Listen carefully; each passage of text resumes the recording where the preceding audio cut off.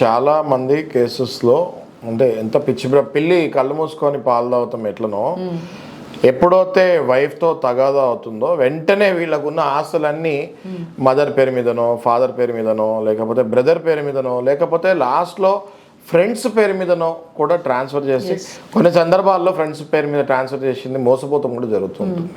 మీకు అర్థం కానిది ఏంటి అంటే మీరు అటు ఫ్రెండ్స్ పేరు మీద ట్రాన్స్ఫర్ చేసి ఆస్తి మోసపోతారు, ఆ తర్వాత ఇక్కడ మెయింటెనెన్స్ కూడా ఇవ్వాల్సి వస్తుంది. కోర్టు ఏదైతే ఉంటుందో లాస్ట్ 3 ఇయర్స్ నుంచి మీ బ్యాంక్ స్టేట్మెంట్ అడుగుతాం జరుగుతుంది.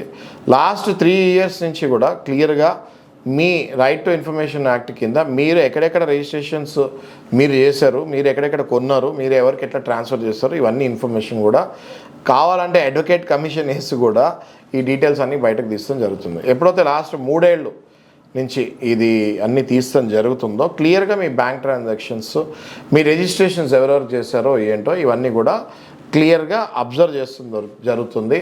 అబ్జర్వ్ చేసిన తర్వాత ఎప్పుడైతే కావాలని మీ ఇంటెన్షన్ కనిపిస్తుందో కోర్టు దాన్ని పరిగణలోకి తీసుకొని 100% ఇది మీ ఆస్తి కిందనే పరిగణించి మీ వైఫ్కి ఇవ్వాల్సిన యాలిమనీని అందులో నుంచి ఇస్తాం జరుగుతుంది.